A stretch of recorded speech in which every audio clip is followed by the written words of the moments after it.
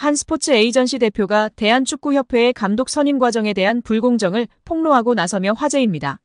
자신을 JP스포츠그룹 대표이사로 소개한 전 피에트로는 19일 자신의 SNS인 인스타그램을 통해 대한민국 국민 여러분들에게 한국 남자국가대표팀 감독 선임 과정에 관한 진실을 밝힌다며 저는 금전적인 이득이나 수수료, 어떠한 부분의 이익도 바라지 않고 대한민국 축구의 보탬이 되고 싶었다고 밝혔습니다. 이어 전 대표는 세간의 화제가 됐던 에르베 르나르 감독은 축구협회의 응답을 마지막 순간까지 인내심을 갖고 기다렸다며 그러나 협회의 무례한 처리 방식에 깊은 충격을 받았으며 결국 제가 르나르 감독에게 사과할 수밖에 없는 불편한 상황이 벌어졌다고 덧붙였습니다. 르나르 감독은 2012년 잠비아, 2015년 코르디부아르 감독을 맡아 두 차례 아프리카 네이션스컵 우승을 차지한 명장인데요. 사우디아라비아를 2022 카타르 월드컵 본선으로 이끈 그는 조별리그 C조 1차전에서 리오넬 메시가 이끄는 우승팀 아르헨티나를 2대1로 꺾는 파란을 일으키기도 했습니다. 2024년 파리올림픽을 끝으로 프랑스 축구협회와 계약이 만료되는 르나르 감독은 차기 한국 대표팀 사령탑 후보로 거론된 바 있습니다. 전 대표는 이번 입장에서 출국 전 이미 짜인 대본처럼 홍명보 감독의 선임이 결정됐고 이에 대한 협회의 불투명한 행정 절차는 너무나도 실망스러웠다며 유로, 스페인 우승을 거둔 루이스 데라 푸엔테 감독 등의 만남을 위해 이임생 대한축구협회 기술발전위원장에게도 제안했지만 답변조차 받지 못했다고 토로했습니다. 전 대표는 유로 국가대표를 우승한 감독이 9억 원을 받는데 홍명보 감독이 그보다 더 큰 금액을 받는 이상한 상황이 결국 벌어졌다며 공식 채널로 리스트를 요청했음에도 불구하고 무시하는 거만한 태도. 선임을 먼저 정해놓고 나서 리스트를 요청했음에도 통보하지 않는 이상한 행정. 대한축구협회는 두려움을 조장하는 곳인 것 같다고도 적었습니다. 김판곤 울산 감독의 기자회견이 화제를 모으고 있는데요.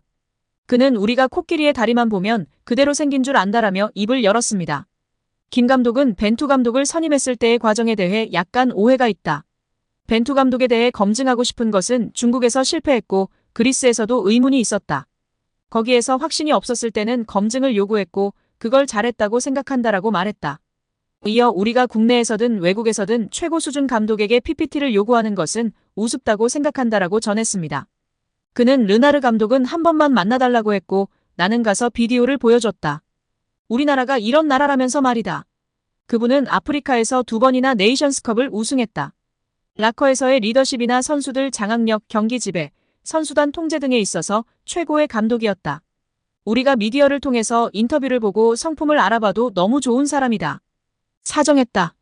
감독을 해주면 좋겠다고 말했다. 공항에 오면 난리가 날 것이라 했다라고 설명했습니다. 이어 김 감독은 홍명보 감독과 정몽규 회장, 대한축구협회에 대해 이야기했다. 그는 아시안컵 이후 축구협회가 대표팀의 방향성을 명확히 하고 국민과 미디어를 설득했다면 상황이 나아졌을 것이라며 오합지졸이 된 분위기와 아래 위도 없는 선후배 관계에서 누가 수습할 것이며 누가 가장 빠른 시간 안에 원팀을 만들 것인지에 대해 찾는 것 같았다. 감독을 선임하는 데 있어서 우리가 어떤 목적을 갖고 이런 사람을 찾습니다라면서 국민과 미디어를 설득을 잘했다면 사태가 이렇게까지 되진 않았을 것이라고 주장했습니다. 이어 오히려 국민들은 K리그 감독 빼가고 여러 아쉬움이 있었지만 잘 선택했다고 말을 할 것이다. 왜 위원회 안에서조차 외국인과 한국인을 뽑는 것에 대해 오해가 있는지 모르겠다라며 아주 간단한 문제에서 오해가 생겼다라고 말했습니다. 그는 지혜롭게 에너지를 써야 한다. 지금 벌써 2경기를 했다. 다음 2경기가 금방 온다. 감독에게 면박 주며 팀을 와해시킨다. 나는 정치를 하거나 유튜브를 하시는 분들이나 지금 우리가 해야 할 일이 뭔지 지혜롭게 에너지를 써야 한다고 본다라고 목소리 높였습니다. 김 감독은 에너지를 어디에 써야 하나? 월드컵을 못 나가면 누가 책임지나라며 호통을 치기도 했습니다. 그러면서 그는 협회에도 한마디 하겠다. 위원장에게 전력강화위원회의 감독을 평가하는 등의 모든 권한을 줬을 때 어떤 결과가 나왔나? 가장 강력한 대표팀, 모든 철학이 가장 안정적으로 모든 시스템에서 적용됐고 공정하고 객관적이게 공감할 수 있는 과정으로 진행됐다. 그런데 왜 그 권한을 빼앗는지 모르겠다라며 의문을 표했습니다. 김판곤 감독은 후의 사태도 그렇다. 지금 축구협회 내부에서 누가 이런 결정을 해서 어떻게 어렵게 만들었는지 스스로 돌아봐야 한다고 생각한다라고 덧붙였습니다. 이에 축구팬들은 정말 미쳤구나, 바보냐, 판고나 명보가 그럼 르나르랑 동급이라는 말이냐? 정신 좀 차려라. 너도 일반적인 사고가 안 되는 것이냐? 김판곤도 한통속이었네. 말레이시아에서 좀 나간다고 우쭈쭈 해줬더니 아주 미쳤구나. 사건의 본질을 파악하질 못하네. 얘도 K리그에서 아주 별 볼 일 없었고 홍콩 변방에서 겨우 입에 풀칠하다가 협회에서 꽂아준 거야. 어떻게 홍콩 변방에 있던 얘가 협회 부회장을 하고 국대 선임위원장을 갑자기 하냐. 호남대 창원대 출신을 협회가 자기 사람 만든 케이스지.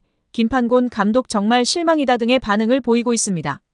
반면 광주FC 이정효 감독의 작심 발언은 공감을 받고 있는데요. 기자의 질문에 정몽규 축구협회 회장 홍명보 감독이 출석한 국회 문체위 현안 질의를 봤다며 월드컵 출전 유무는 중요하지 않다. 이렇게 월드컵 나가서 뭐하냐고 반문했습니다. 월드컵에 못 나가면 누가 책임질 거냐는 김판곤 감독의 발언에 직격탄을 날린 것으로 보입니다. 이정효 감독은 월드컵에 나가는 게 문제가 아니라며 일이 벌어졌으니 수습을 정확하게 하고 매듭을 짓고 나서 시작해야 한다. 대충 하면 또 같은 일이 벌어진다고 강조했습니다. 진짜 월드컵 나가는 것 자체가 목표인가라고 물은 이 감독은 우승 한번 해봐야 되지 않겠냐며 확실하게 쇄신하고 다음 단계로 나아가야 한다. 얼렁뚱땅 넘어가면 시간이 흘러 또 잊힌다고 축구협회의 쇄신을 덧붙였습니다. 결국 홍명보 감독은 10년 만에 대표팀에 돌아옴과 동시에 외국인 지도자 버금가는 대우도 받습니다. 이임생 이사는 연봉 등 세부 계약 조건에 대해서는 밝힐 수 없지만 이제 한국 지도자들도 외국인 감독 못지않게 대우를 받아야 한다는 생각이라면서 외국인 지도자에 뒤지지 않는 계약을 체결했다고 전했습니다. 홍명보 감독은 지난해 울산과 프로스포츠 최고 연봉인 10억 원의 3년 재계약을 맺은 것으로 알려졌는데 대표팀을 맡으면서 더 많은 연봉을 수령할 것으로 보입니다. 직전 클린스만 감독의 연봉은 약 30억 원, 벤투 감독은 약 19억 5천만 원의 연봉을 받았기 때문에 최소 20억 원이고 최대는 30억 원 수준으로 예상받고 있습니다. 따라서 홍명보의 연봉은 최소 20억에서 최대 30억 원 수준이라는 것인데요. 월드컵 이후 아시안컵까지 계약을 장기간 맺었습니다. 다만 월드컵 종료 후 중간평가를 갖기로 되어 있으나 경질한다 한들 남은 계약 기간 보존 금액하면 최소 30억 원이겠고 홍명보뿐 아니라 외국인 코치 2명도 생각하면 60억 원 이상이 나가겠네요. 정말 최악인 것 같습니다. 경질 없이 가도 홍명보 30억 원의 외국인 코치들까지 하면 연 60억 원 이상씩 나가는데 대체 왜 캐나다를 이끌고 코파 4강까지 간 제시마치를 안 잡았고 바로 프리미어리그 승격을 코앞에서 놓친 바그너 그리스로 유로를 아쉽게 못 나간 포엣을 버리고 홍명보인지 당최 이해가 가질 않습니다. 정말 최악입니다. 축협. 반드시 책임을 져야 할 것입니다. 지금 당장 말입니다. 오늘 영상은 여기까지입니다. 끝까지 시청해주셔서 감사합니다. 늘 건강하시고 더 좋은 영상으로 찾아뵙겠습니다. 구독과 좋아요도 잊지 마시고 부탁드립니다. 감사합니다.